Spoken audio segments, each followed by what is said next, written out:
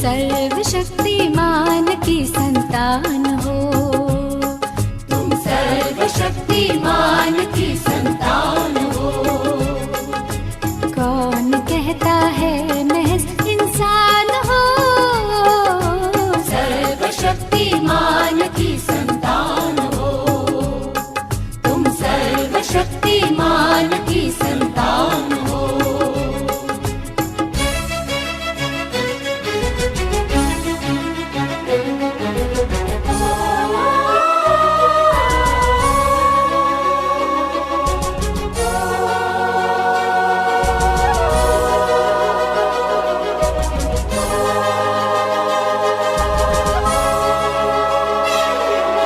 ख्यालों में शोला है, चिंगार है, सोच में एक सुबह प्यारी प्यारी है।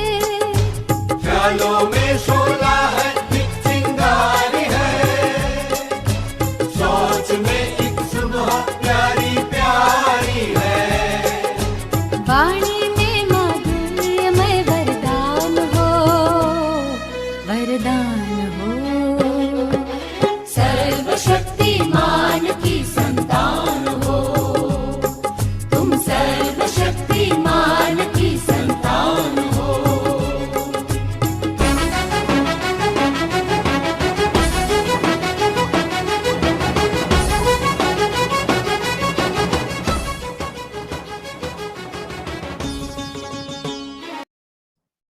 ओम शांति।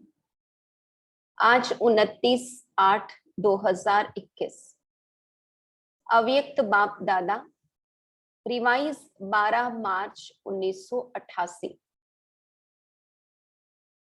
बाबा के महावाक्य, 3 प्रकार का स्नेह तथा दिल के स्नेही बच्चों की विशेषताएं। आज बाप दादा अपने स्नेही, सहयोगी और शक्तिशाली ऐसे तीनों विशेषताओं से संपन्न बच्चों को देख रहे हैं। स्नेही, सहयोगी और शक्तिशाली, यह तीनों विशेषताएं जिसमें समान हैं, वही विशेष आत्माओं में नंबर 1 आत्मा है। स्नेही भी हो और सदा हर कार्य में सहयोगी भी हो, साथ साथ शक्तिशाली भी हो। स्नेही तो सभी हैं, लेकिन स्नेह में एक है दिल का स्नेह, दूसरा है समय प्रमाण मतलब का स्नेह और तीसरा है मजबूरी के समय का स्नेह। जो दिल का स्नेही है उसकी विशेषता यह होगी, वह सर्व संबंध और सर्व प्राप्ति सदा सहज स्वतः अनुभव करेंगे। एक संबंध की अनुभूति में भी कमी नहीं। जैसा समय वैसे संबंध के स्नेह के भिन्न भिन्न अनुभव करने वाले, समय को जानने वाले और समय प्रमाण संबंध को भी जानने वाले होंगे, है ना। बाबा कहते एक संबंध की भी अनुभूति में कमी नहीं होगी जो दिल के स्नेही वाले होंगे। अगर बाप जब शिक्षक के रूप में श्रेष्ठ पढ़ाई पढ़ा रहे हैं, ऐसे समय पर शिक्षक के संबंध का अनुभव न कर सखा रूप की अनुभूति में मिलन मनाने व रूहान करने में लग जाएं, तो पढ़ाई की तरफ अटेंशन नहीं होगा। पढ़ाई के समय अगर कोई कहे कि मैं आवाज से परे स्थिति में बहुत शक्तिशाली अनुभव कर रहा हूं, तो पढ़ाई के समय क्या यह राइट है? क्योंकि जब बाप शिक्षक के रूप में पढ़ाई द्वारा श्रेष्ठ पद की प्राप्ति कराने आते हैं, तो उस समय टीचर के सामने गॉडली स्टूडेंट लाइफ ही यथार्थ है। इसको कहा जाता है समय की पहचान प्रमाण, संबंध की पहचान और संबंध प्रमाण स्नेह के प्राप्ति की अनुभूति, यही बुद्धि को एक्सरसाइज कराओ। जो जैसा चाहे, जिस समय चाहे, वैसे स्वरूप और स्थिति में स्थित हो सके। जैसे कोई शरीर में भारी है, बोझ है, तो अपने शरीर को सहज जैसे चाहे वैसे मोल्ड नहीं कर सकेंगे, है ना, वो लचीलापन नहीं होगा। ऐसे ही अगर मोटी बुद्धि है, अर्थात किसी न किसी प्रकार का व्यर्थ बोझ, वह व्यर्थ किचड़ा बुद्धि में भरा हुआ है, कोई ना कोई अशुद्धि है, तो ऐसी बुद्धि वाला जिस समय चाहे वैसे बुद्धि को मोल्ड नहीं कर सकेगा। इसलिए बहुत स्वच्छ, महीन, अर्थात अति सूक्ष्म बुद्धि, दिव्य बुद्धि, बेहद की बुद्धि, विशाल बुद्धि चाहिए। महीन बुद्धि, सूक्ष्म बुद्धि, दिव्य बुद्धि, बेहद की बुद्धि, विशाल बुद्धि चाहिए। ऐसी बुद्धि वाले ही सर्व संबंध का अनुभव, जिस समय जैसा संबंध वैसे स्वयं के स्वरूप का अनुभव कर सकेंगे। तो स्नेही सभी हैं, लेकिन सर्व संबंध का स्नेह समय प्रमाण अनुभव करने वाले सदा ही इसी अनुभव में इतने बिजी रहते, हर संबंध के भिन्न भिन्न प्राप्तियों में इतना लवलीन रहते, मगन रहते, जो किसी भी प्रकार का विघ्न अपनी तरफ झुका नहीं सकता है। इसलिए स्वतः ही सहज योगी स्थिति का अनुभव करते हैं। इसको कहा जाता है नंबर 1 यथार्थ स्नेही आत्मा। स्नेह के कारण ऐसी आत्मा को समय पर बाप द्वारा हर कार्य में स्वतः ही सहयोग की प्राप्ति होती रहती है। बाबा कहते जो सर्व संबंध समय प्रमाण बाबा से अनुभव करता है, उसे हर कार्य में स्वतः बाबा की सहयोग मिलती है। इस कारण स्नेह अखंड, अटल, अचल, अविनाशी अनुभव होता है। स्नेह अखंड, अचल, अटल और अविनाशी अनुभव होता है। समझा? यह है नंबर 1 स्नेही की विशेषता। दूसरे तीसरे का वर्णन करने की तो आवश्यकता ही नहीं है। जो मतलब से स्नेह रखते, जो मजबूरी से स्नेह रखते, क्योंकि सब अच्छी तरह से जानते हो, तो बाप दादा ऐसे स्नेही बच्चों को देख रहे थे। आदि से अब तक स्नेह एक रस रहा है।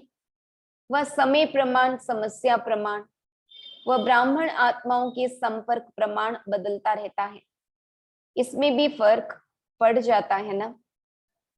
आज स्नेह का सुनाया, फिर सहयोग और शक्तिशाली, तीनों विशेषता वाली आत्मा का महत्व सुनाएंगे।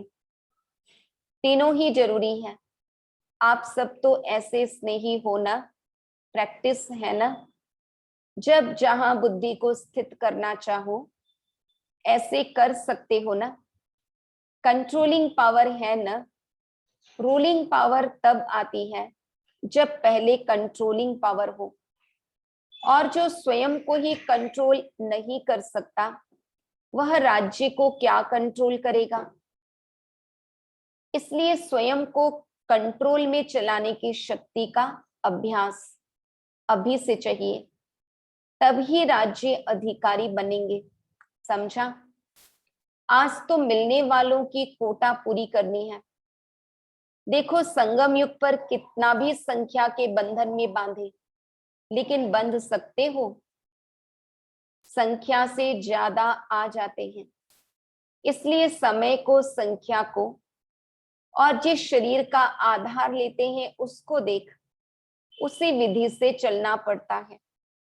वतन में यह सब देखना नहीं पड़ता, क्योंकि सूक्ष्म शरीर की गति स्थूल शरीर से बहुत तीव्र है। एक तरफ साकार शरीरधारी, दूसरे तरफ फरिश्ता स्वरूप, दोनों के चलने में कितना अंतर होगा, फरिश्ता कितने में पहुंचेगा और साकार शरीरधारी कितने में पहुंचेगा, बहुत अंतर है।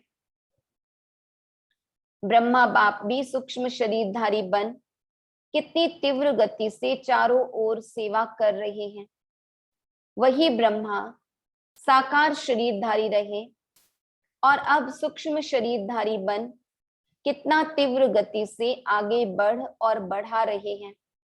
यह तो अनुभव कर रहे हो ना। हम सभी बाबा के बच्चों ने अनुभव किया है कि बाबा अव्यक्त होने के बाद सेवाएं और बढ़ गई तेजी से। सूक्ष्म शरीर की गति इस दुनिया के सबसे तीव्र गति के साधनों से तेज है। एक ही सेकंड में उसी समय अनेकों को अनुभव करा सकते हैं, जो सब कहेंगे हमने इस समय बाप को देखा या बाप से मिले। हर एक समझेगा कि मैंने रूह रियान की, मैंने मिलन मनाया, मेरे को मदद मिली, क्योंकि तीव्र गति के कारण एक ही समय पर हर एक को ऐसा अनुभव होता है जैसे मैंने किया, मैंने बातचीत की, मैंने मदद पाया। तो फरिश्ता जीवन बंधन मुक्त जीवन है। भल सेवा का बंधन है, लेकिन इतना फास्ट गति है, जो जितना भी करे उतना करते हुए भी सदा फ्री है। जितना ही प्यारा उतना ही न्यारा। कराते सबसे हैं, लेकिन कराते हुए भी अशरीरी फरिश्ता होने के कारण सदा ही स्वतंत्रता की स्थिति का अनुभव होता है।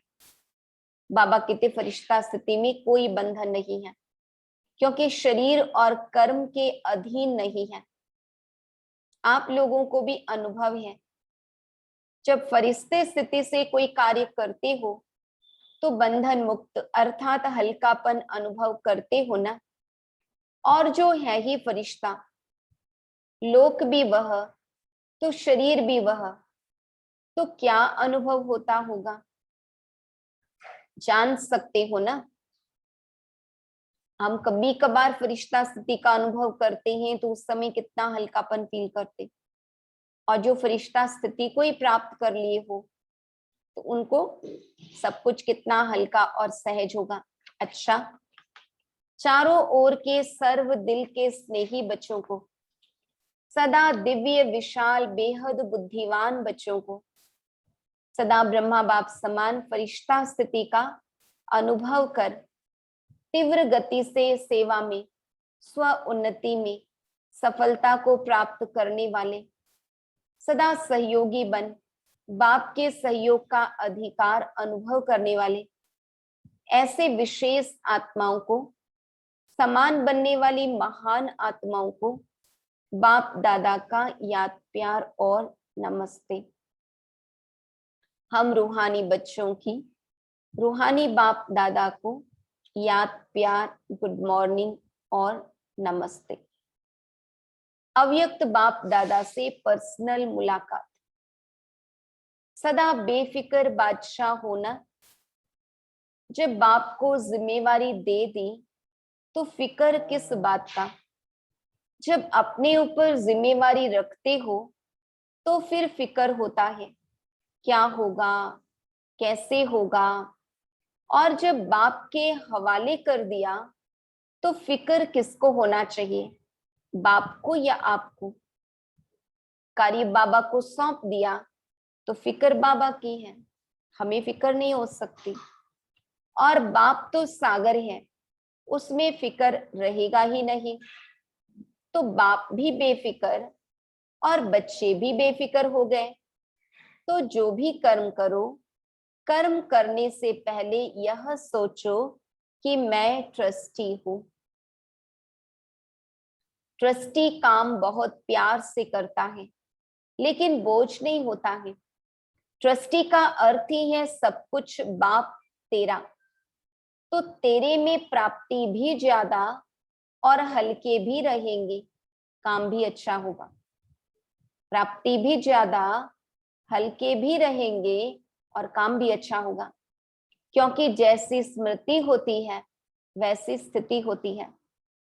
तेरा माना बाप की स्मृति, कोई रिवाजी महान आत्मा नहीं है, बाप है। तो जब तेरा कह दिया तो कार्य भी अच्छा और स्थिति भी सदा बेफिक्र। जब बाप ऑफर कर रहा है कि फिक्र दे दो, फिर भी अगर ऑफर नहीं माने तो क्या कहेंगे?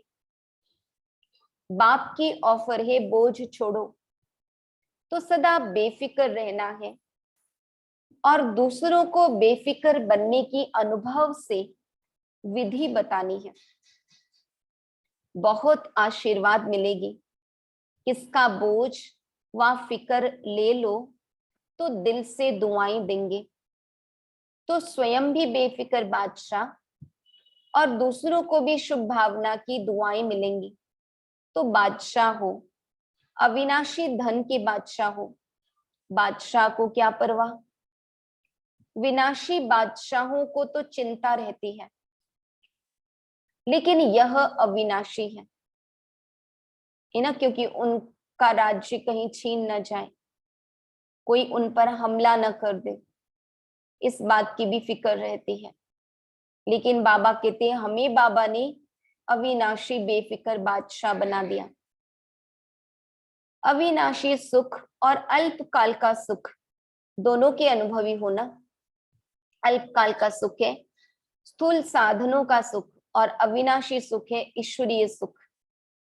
तो सबसे अच्छा सुख कौन सा है? ईश्वरीय सुख जब मिल जाता है तो विनाशी सुख आपे ही पीछे पीछे आता है। जैसे कोई धूप में चलता है तो उसके पीछे परछाई आपे ही आती है, और अगर कोई परछाई के पीछे जाए तो कुछ नहीं मिलेगा।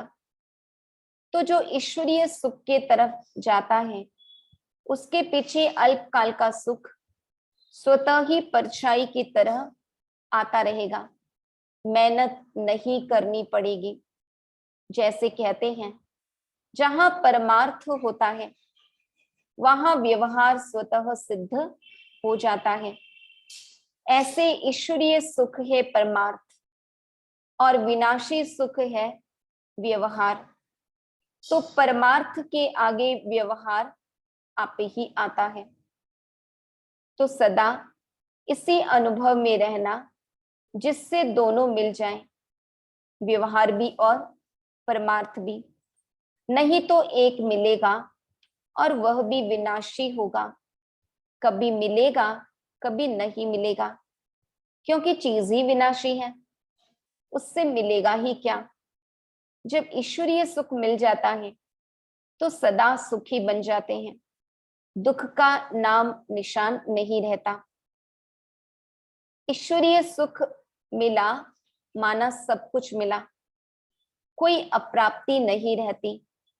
अविनाशी सुख में रहने वाला विनाशी चीजों को न्यारा होकर यूज करेगा, फंसेगा नहीं। बाबा ने कहा अविनाशी सुख में रहने वाला विनाशी चीजों को न्यारा होकर यूज करेगा, फंसेगा नहीं। अच्छा, सदा अपने को कल्प पहले वाले विजयी पांडव समझते हो।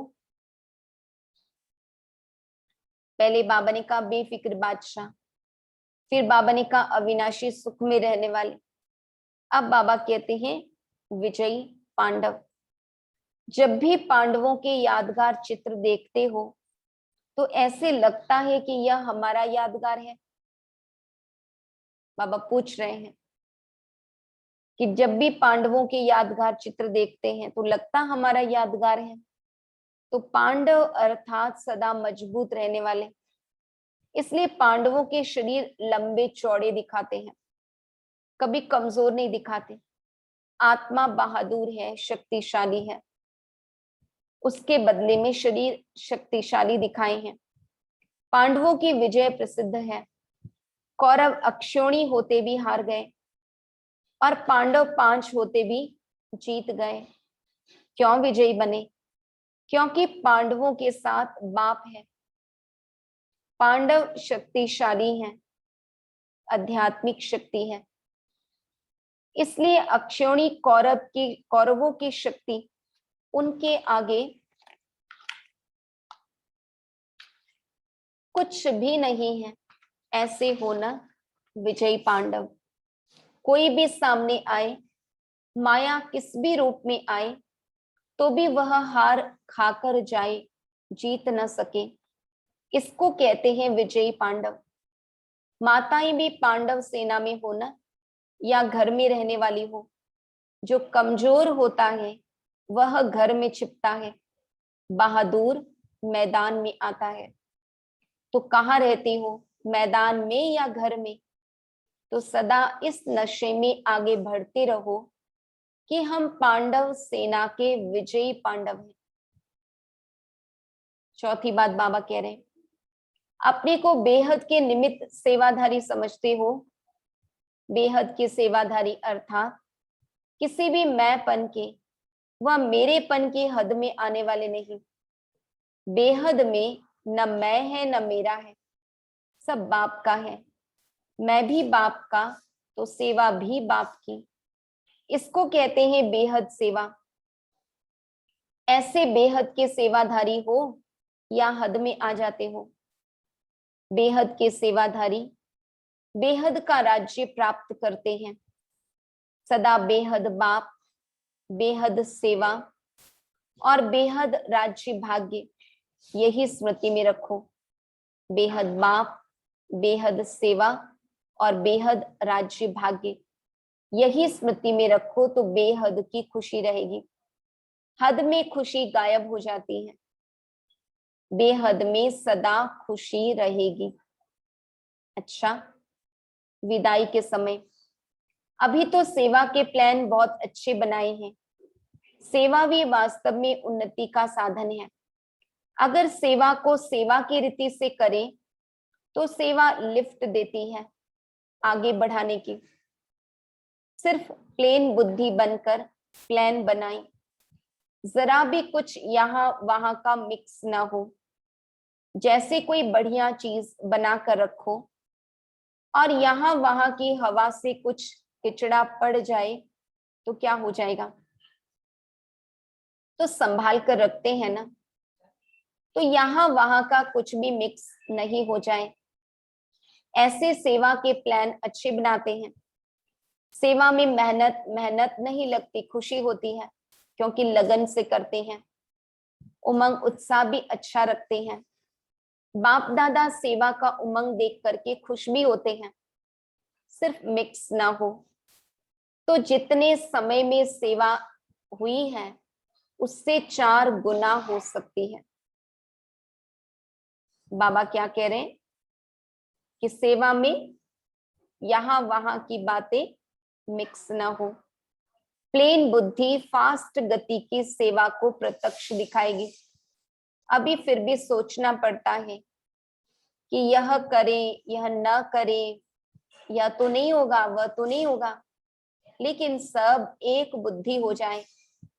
जिसने किया वह अच्छा, जो किया वह अच्छा, यह पाठ पक्का हो जाए तो तीव्र गति की सेवा आरंभ हो जाए। वैसे पहले से सेवा की गति तीव्र हो रही है, बढ़ रही है, सफलता भी मिल रही है। लेकिन अभी के हिसाब से, विश्व की आत्माओं को संदेश देने के हिसाब से, तो अभी कोने तक पहुंचे हैं। अभी भी बहुत सी आत्माओं तक पहुंचना बाकी है। कहाँ 550 करोड़ आत्माएं और कहाँ संदेश पहुंचा होगा तो 1 करोड़ 2 करोड़ तक। बाकी कितने पड़े हैं? हाँ, यह राजधानी के नजदीक वाले पहुंच गए हैं, लेकिन चाहिए तो सब माना सब। एक भी आत्मा संदेश से वंचित नहीं रहनी चाहिए। वर्षा तो सबको देना है, चाहे मुक्ति दो चाहे जीवन मुक्ति दो, लेकिन देना तो सबको है। एक भी बाप का बच्चा वंचित तो नहीं रह जाए। कैसे भी बाप के वर्षे के अधिकारी तो बनना ही है, चाहे किसी भी विधि से संदेश सुने। इसके लिए चाहिए तीव्र गति। यह भी समय आ रहा है, होती जाएगी। अभी धीरे धीरे सभी धर्म वाले अपनी बातों में मोल्ड हो रहे हैं।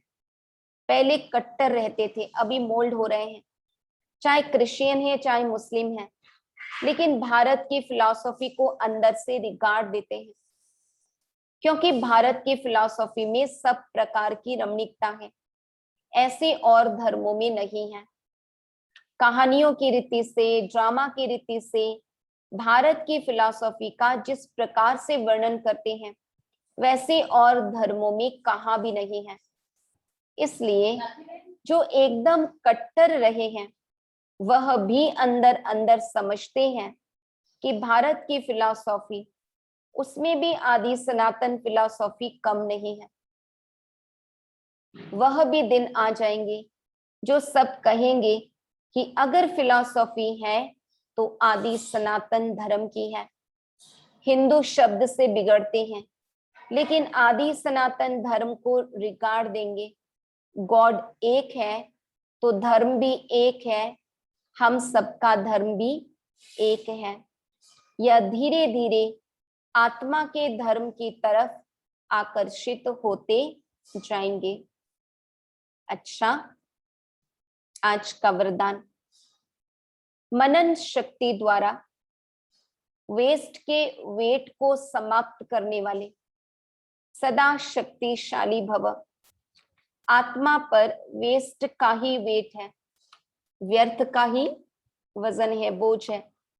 वेस्ट संकल्प, वेस्ट वाणी, वेस्ट कर्म, इससे आत्मा भारी हो जाती है।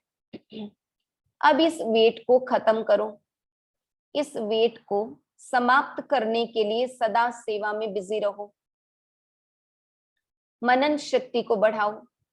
मनन शक्ति से आत्मा शक्तिशाली बन जाएगी। बाबा कहते मनन शक्ति से आत्मा शक्तिशाली बन जाएगी।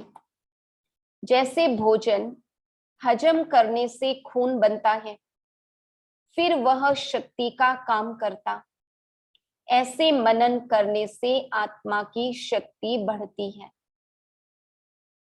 मनन शक्ति द्वारा वेस्ट के वेट को समाप्त करने वाले सदा शक्तिशाली भव। स्लोगन, जो अपने स्वभाव को सरल बना लेते हैं, उनका समय व्यर्थ नहीं जाता। जो अपने स्वभाव को सरल बना लेते हैं, उनका समय व्यर्थ नहीं जाता। ओम शांति।